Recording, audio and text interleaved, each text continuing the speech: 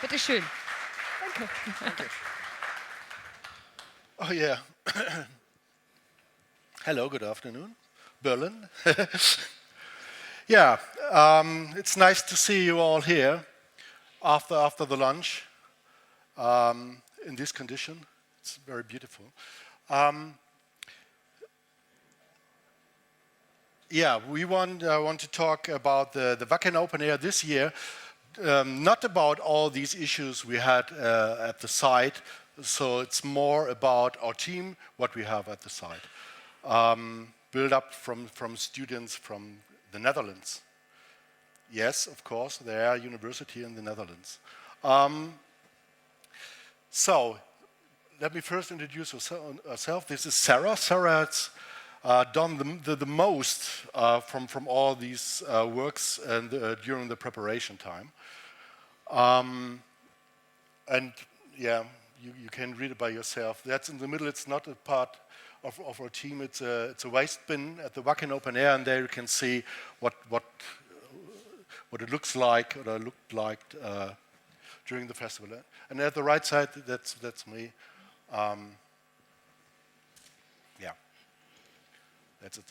And let me give you a brief overview over this Wacken Open Air. That's not exactly what it is in real, but it's nearly so. Yeah, under normal conditions, not 2023, we have around 93 to 100,000 guests at the site, and in this year, as you may probably heard, we had around 63,000. So, yeah, we have 8 stages, and we had a lot of things around these stages to entertain people normally. Should we do this whole thing in English, or should we do it in Germany? How many English-speaking people are here in the audience? Okay, it's enough. 1, 2, yeah. Okay. So let me give you a brief overview about our idea we had before we start this whole thing. The idea was born at the Glastonbury Festival many years ago. It was before COVID, and I was luckily 1 year a part of the crowd management team at the Glastonbury Open Air. And Glastonbury at that time had already a big crowd management team. So of course, Glastonbury is bigger than Wacken, and we had up to 10 specialized crowd management members at the site from Glastonbury. And that's where the idea come from, to implement things like that in Germany. The result was the crowd management team from the Wacken Open Air. Maybe the first crowd management team at a German festival ever. Yeah. Okay. Yeah. I can. So after Oliver gave you a short outline about the idea of the project, I would just wanted to tell you how we developed this whole thing, how we recruited the students, and how we prepared before we actually left for the Wacken campsite. So regarding the development, of course, we had to cooperate very closely with the Wacken Festival management. I mean, Oliver has been working with them before. So what we did first was organizing all the basic stuff. For example, a very simple question, the accommodation. Where should all of the team members actually sleep? And what we did, we slept at the Wacken crew campsite, which was quite an experience with the weather condition, as you might can imagine. But it was also really an enhancement for this whole festival feeling, because our team members could really get in touch with other Wacken crew members which have been worked on the festival before. Another thing very important was the equipment. What kind of equipment does a crowd management team member actually need? We had, for example, very cool vests with the crowd management logos at the back. You will see some pictures there, and I think all of us were really proud of. We also, for example, had radios, so that we continually stay in touch with each other. We had something like whistles, pen and paper, and all the basic stuff. And we also needed accreditation. our crowd management team actually had all access to all areas to watch the crowd from a lot of different angles and perspectives. So what we, for example, did, we positioned team members in the backstage area.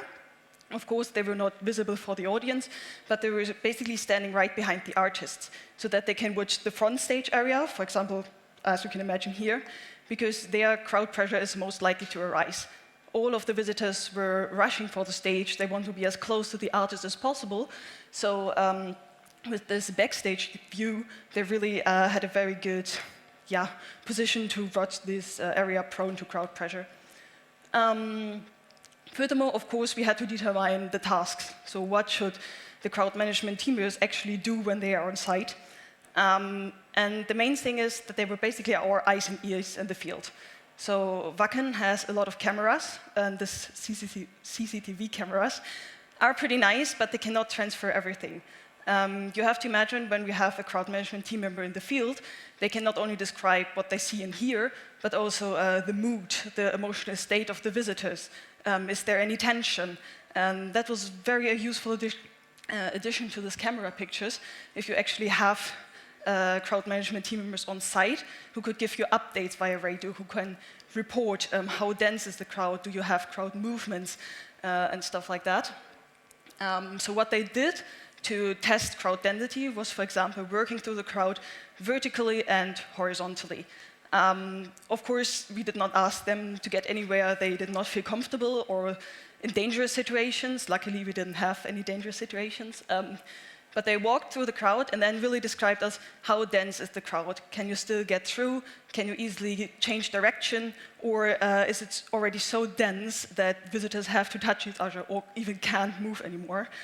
And they also took pictures and videos, which we brought for you today, some of them.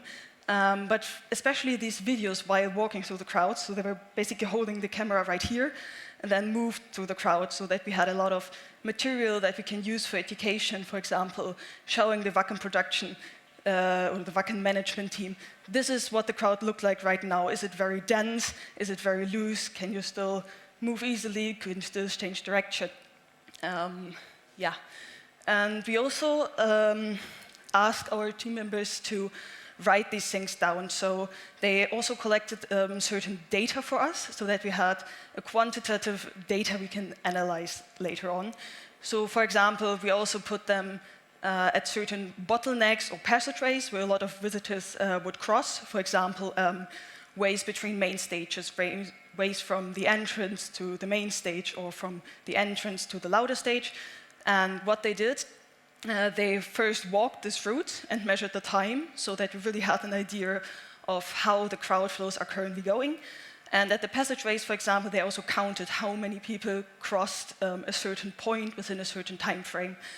Luckily, as Oliver already said, we did not have that many visitors that Wacken usually has. So this was more of a test run. Here is an example picture where you can see one of these crowd management vests.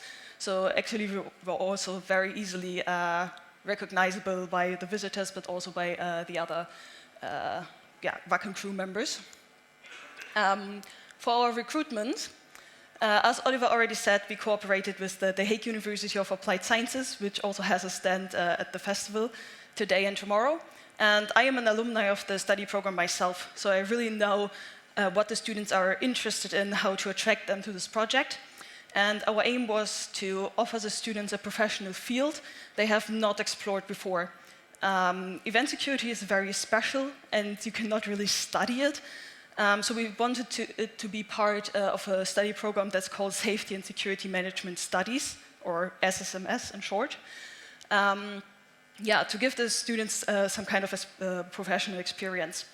So what I did, I developed a kind of announcement post which listed our idea, which introduced me and Oliver, and of course also listed all the benefits the students would have. For example, they received a Wacken certificate, which obviously looks good on every CV.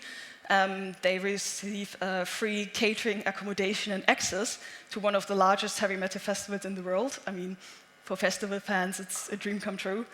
And of course, they get behind the scenes insights into professional work of crowd managers. And after we developed this post, we published it on WhatsApp, on Instagram, on the Blackboard, which is an online platform for students, and we also sent it via email. And the students could then sign themselves up. And we wanted to keep the team quite small on purpose, because as you can imagine, it's easier to organize a team of 5 people instead of 10 or 20. And as it's the first time we've done it, we really wanted to keep it small. So in the end, we had 5 team members with actually 4 different nationalities, which we didn't know, but it was actually quite nice. So we had students from Iran, Germany, Malaysia, and Poland. So of course, our main communication language was English, but even that worked out pretty well.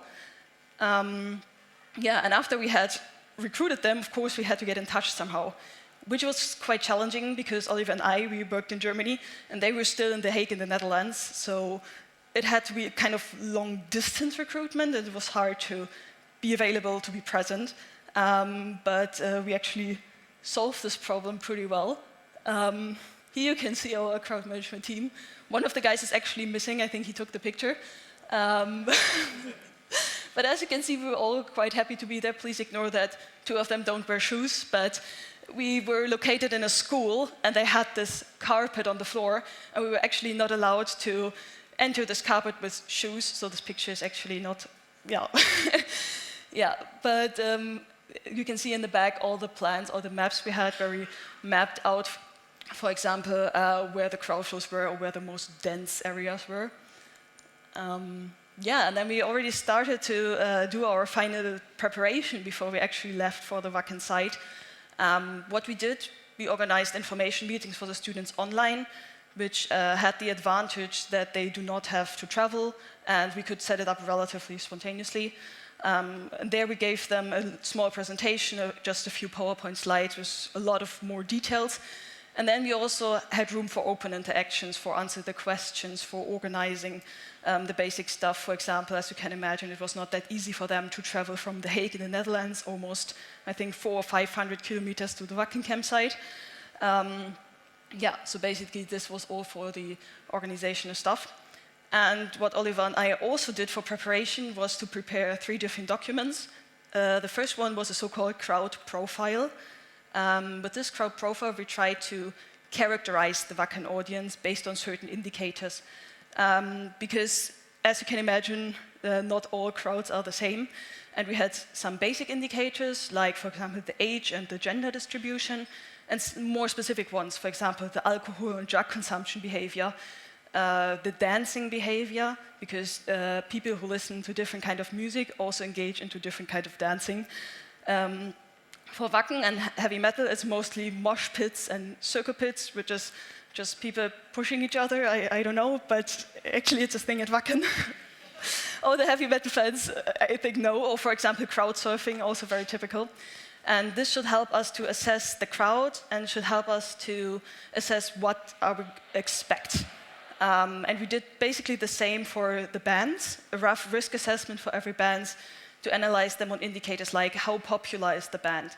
So how many followers, for example, do they have on YouTube, Instagram, Facebook, and therefore how likely it is that they will attract a huge crowd or a small crowd. Because as you can imagine, Iron Maiden attracts more people than Beartooth, for example.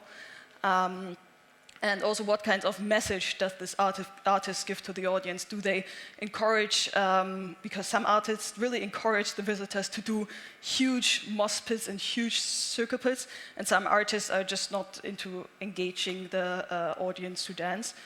And finally, we also developed a guideline for our participants to be able to assess crowd density and crowd pressure. Because you have to remember, the students have either never heard of crowd management before, nor have they ever applied it in a practical way. So what we did, we developed 3 different stages for a crowd: a normal stage, normal festival behavior, an alarming stage, and a catastrophic stage. And then we assigned indicator to each state so that the students could easily recognize, is this crowd still behaving in a normal way, or are there already alarming indicators showing that the crowd is getting too dense or that the crowd is moving. For example, if you have waves going through the crowd from the front to the back, that's usually a bad sign, because that's a lot of very much prone to injuries. And then we printed these guidelines for the students on pockets card of round about this size, and they could easily put that into their pocket and carry that on the festival side. And if they watch the crowd, they could easily refer to this guideline and say, oh yeah, they show some alarming indicators, then they update us via radio and say, well, could you have a look at it via CCTV cameras, for example? Yeah, and with that, our preparation was very much done. Then we actually left for the Wacken festival site, and this is where I would hand it back to Oliver to describe what we actually did when we were there. Of course. Yeah, that's one of these, yep. Yeah, this was an example of the indicators we had for the students. Yeah. So, yeah. Let me start with that. So, that was our first task with the students we had. You can, it's a metaphor. That's what a student will see when they're first at the site. It's a kind of jungle.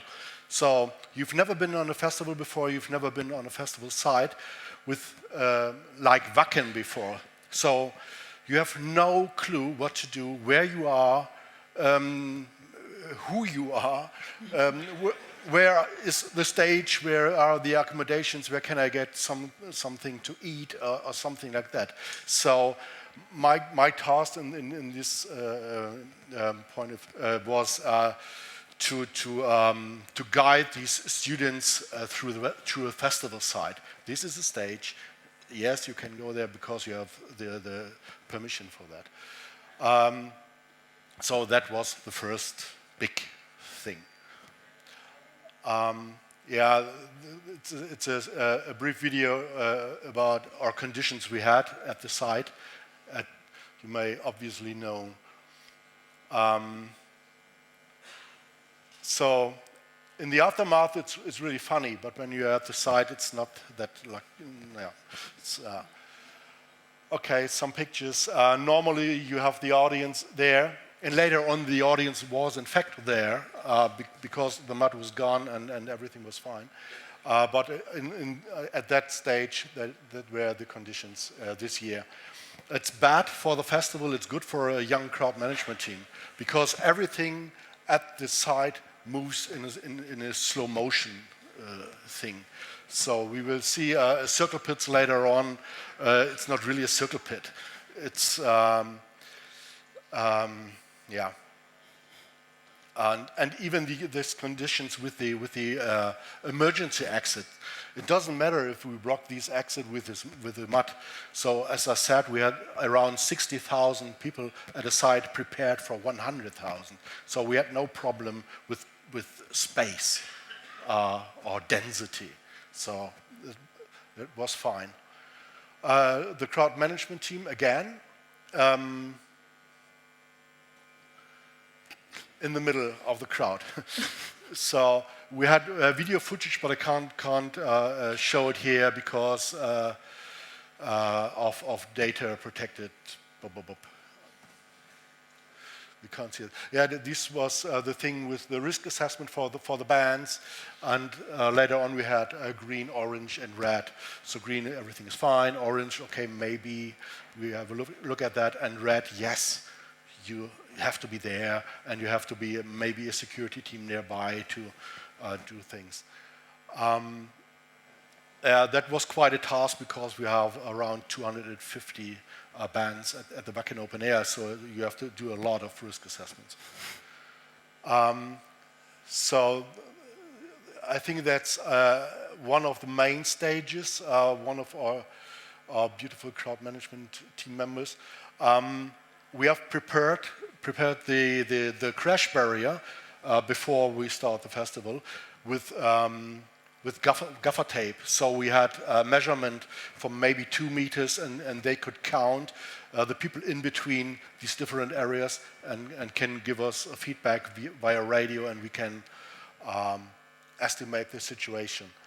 And so they were allowed to be on stage. That's the other way around. when you see it from the audience. Yeah. Oh, that's the dangerous circle pit. So yeah. That's PowerPoint. So it's in real it was much faster than that, but not so fast as a circle pit normally is. So so it's not so dangerous for us. Okay, there's some quotes from our team. Yeah, and as Sarah said, they go through the audience with camera systems and counting and counting and counting. And that's the outcome from the students. Yeah, what should we do in the future, or what have we learned from this thing?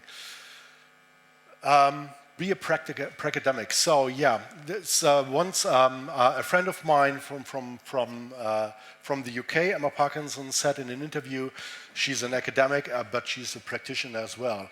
So, and that is what we should be. So, I was told that here will be a lot of students.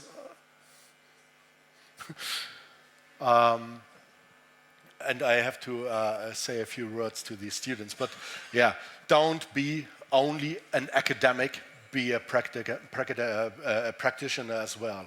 So, education is nothing without experience. So, and the other way around. So that's my epic words I have to say. So, and of course, every major event should have a crowd manager. Yes, of course, we earned money with that. No, in fact, a crowd management in Germany it's quite new. It's not really common at major events or big events. And I think these should change. So a production manager has not the same tasks as a crowd manager, or as a security manager, or as a medical manager, or a fire worker. So the crowd management is there to be at the site, to see what happens, and bring all these things together, working in a good way.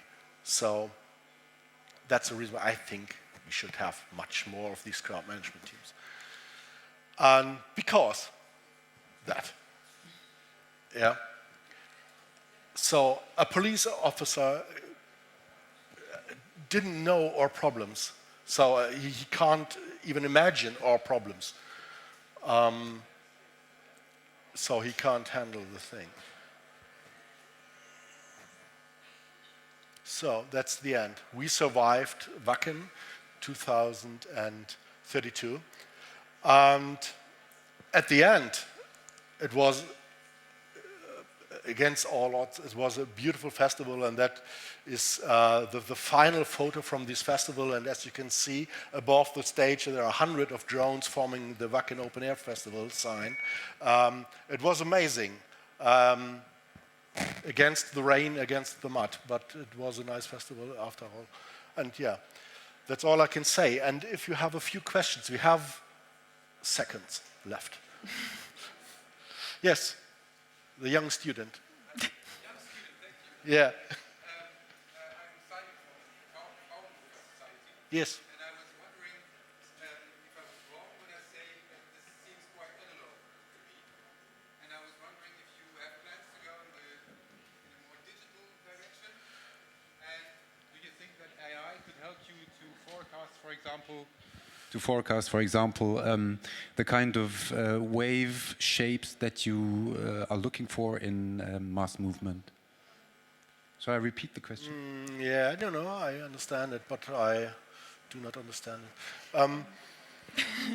Yes, also, there are software or a new software with the kind of KI, so I can measure with these KI. I can count with counting systems and put it in this program, and the program said, yeah, okay, you have to do things. So, in my opinion, yeah, it's a good tool to help, it's a good tool to look at. When I see, for example, Wacken Open Air, in event control we have heat maps, we have a counting system, and we have a lot of cameras. So all these things are really helpful. And we have a team at the site to give me the fifth point of view, so I can make a decision. Only a system without people who know how to use the system. So we have a lot of psychology in crowd management, and that's exactly what the probing cannot. But of course, we thought about included more digitalization in the project. For example, everyone knows these, for example, Runtastic apps. If you go jogging and it tracks your route and see where you walk. And we considered using this for the participants as well, just trying to track them with their agreement, of course, but just to see where are they walking on the festival site, if they can walk the routes the visitors usually walk, to really have visible databases for this. But in the end, we didn't have that much time to prepare for the project. And of course, all additional digital tools need also more preparation. But yeah, for the future, as we plan to do it next year again, if Wacken wants us to do so, of course, it would be nice to have more digital additions to this project. Is there anyone else having a question? So, yeah. So as an example, when you see that the front stage area is very, crowded, what are the decisions? So you just close the entries to the front stage, or what are the follow-ups? Oh, it's too late to do that. If you have the density at the front of stage already, so it doesn't matter if you close some doors or not. So it will not change your density. You can ask the band to play maybe a different song. It sounds like a joke, but it isn't. The band is very important in this moment.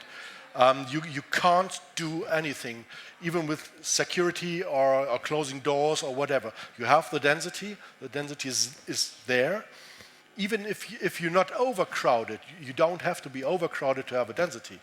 So, and the only way to avoid this density or to do something against it's the artist. Yeah.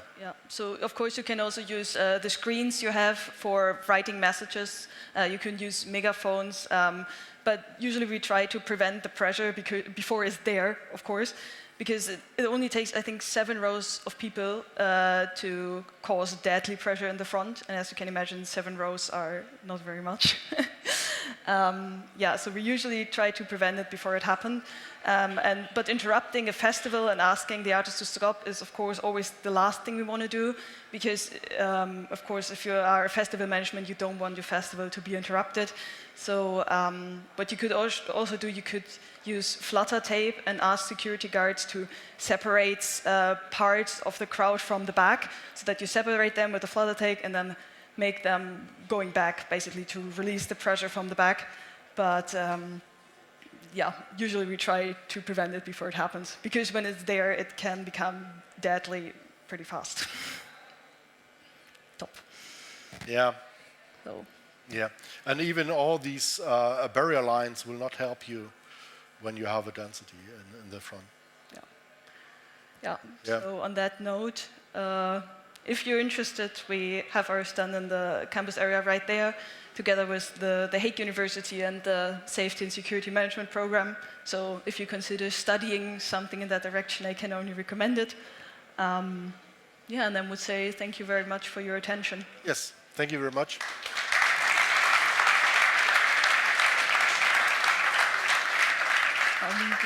Nach dir.